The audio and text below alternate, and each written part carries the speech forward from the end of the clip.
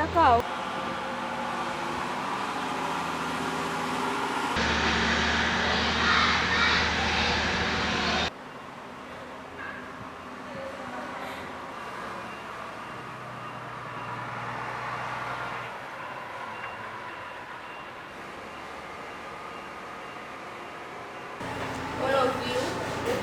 Good morning, Primary 2. Good morning, Mr.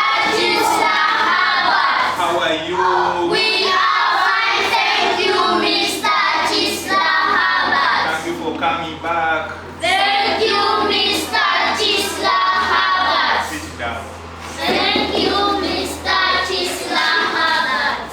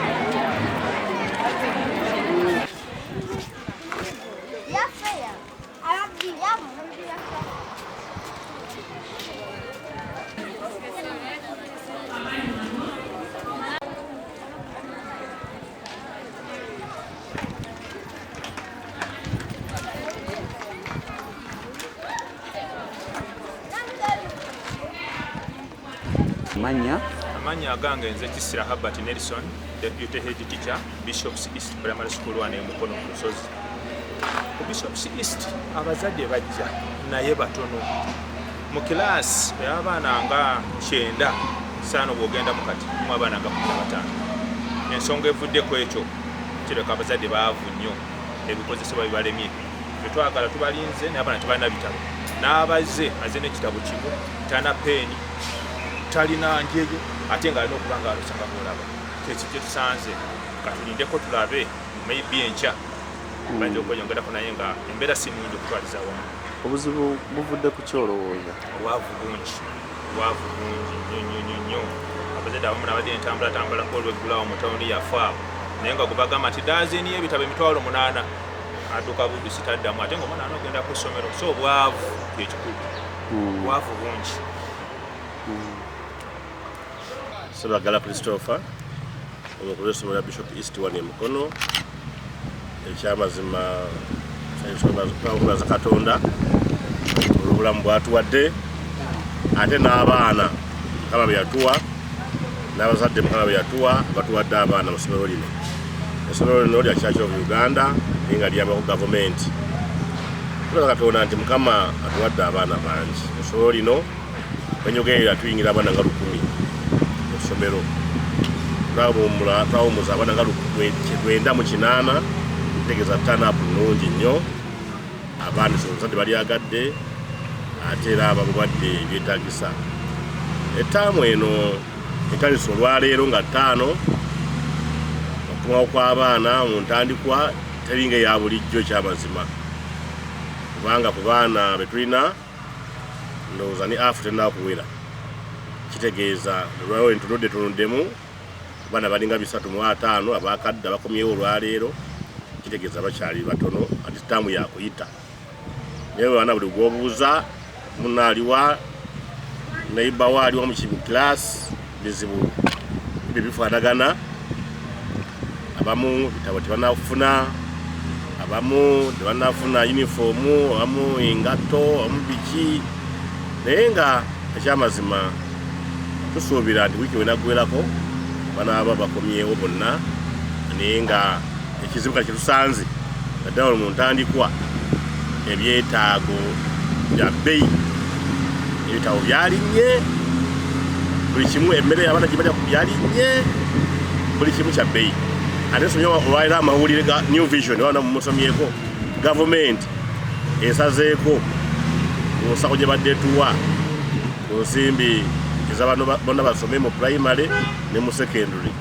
Tetulina kumanya basazeeko mmeka oba byamawulire tetulina kumanya nga kyekiriwo. So so olw'ensonga eyo kusasula nabyo ssebo bya bbeeyi babagamba tugenda kubakwatirako tetuganye era twakisanyukidde naye ebintu era bya bbeeyi mugenda okumaliriza ng'era tewali nnyo njawulo kale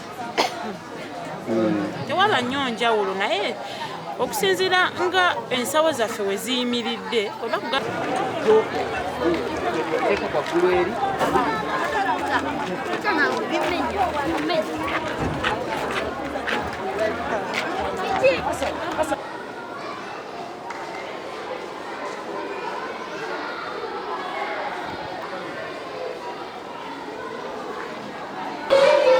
Start on first grades.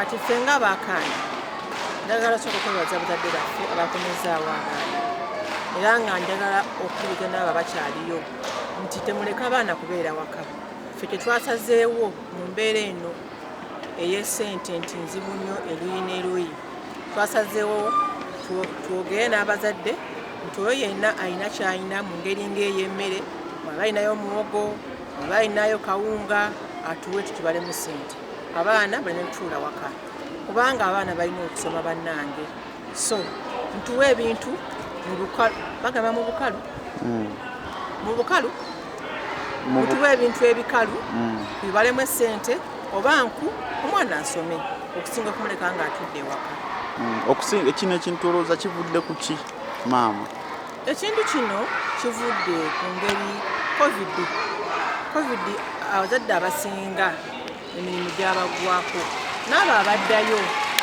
emisala gwabwe gwasalibwako so basanze obuzibu bw'amaanyi nnyo ate nga n'amasomero lw'embeera fiizi bazongeza kati ogenda okulaba nga omuzadde talina ssente zakuwaayo isomero nga sukulu fiizi so covid yaleeseyo byonna bannange nti abazadde tebalina ssente emirimu gyaggwawo emisaala gyakendezebwa y'embeera eyo bannange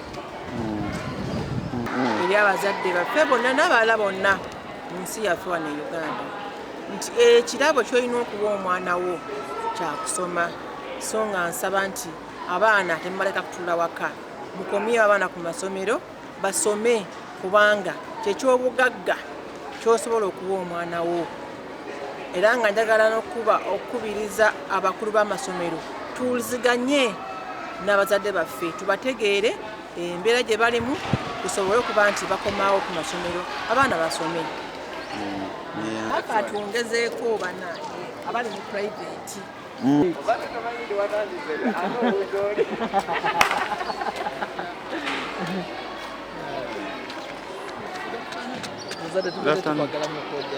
Kati ffe ng'abasomesa nti tusanga obuzibu ate tulina okweralikirira nti abazadde bakomyawo abaana nga tebalina school fees so okweralikira ketusanga nti ng'abasomesa tuba tusuubira omusaala okuva mu bakama baffe so nga bwebanga tebafunye ka school fees ako ffe ng'abasomesa nti naffe tulina abaana be tuba tulina okuza ku ssomero so tubeera n'obweralikirivu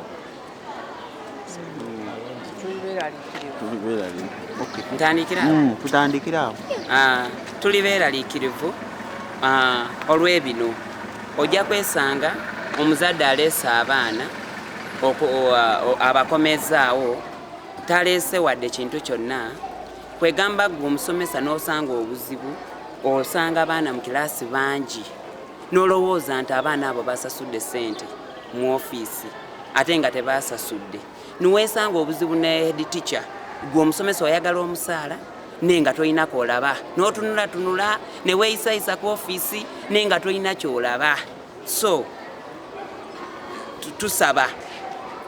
tusaba gavumenti ekyo kijjamu come in and save us from this situation whereby balance at least one side this side balance in that way. Considering the life situation now with whatever, economical, whatever. What can I say? Economic status, huh?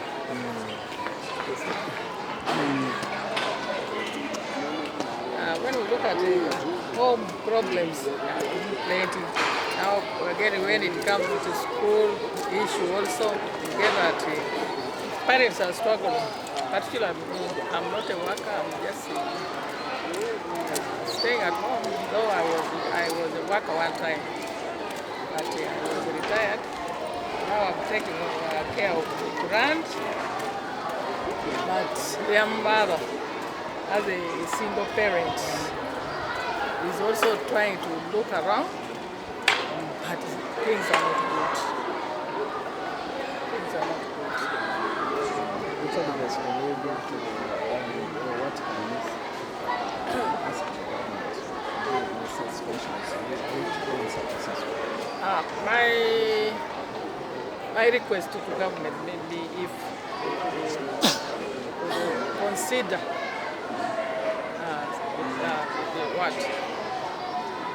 consider all the students or pupils around how to go about with this learning issue. Because now, when you look at how the situation is taking over each and everywhere,